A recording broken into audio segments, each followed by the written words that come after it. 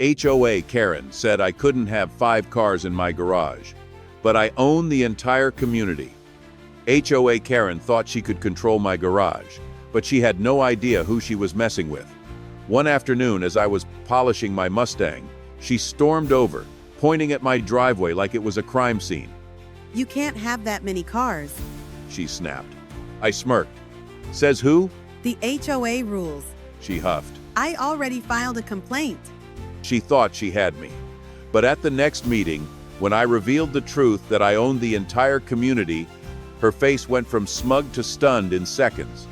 But this all started long before that HOA meeting. Living in an HOA neighborhood is already frustrating, but when you add Karen into the mix, it becomes a full-blown circus.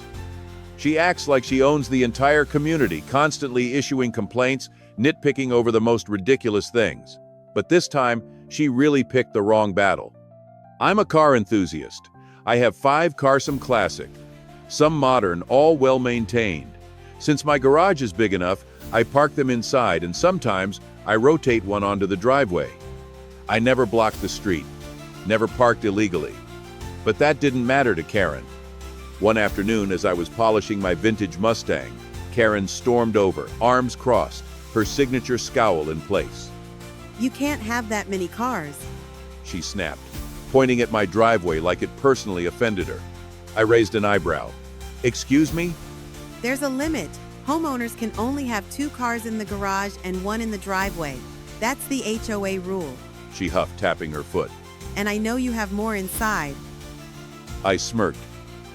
Karen, my garage, my cars, I'm not breaking any parking laws. She scoffed. Well, I filed a complaint. The HOA will deal with this. I shrugged. All right, we'll see. A week later, an official HOA meeting was called. Karen sat front and center, looking smug.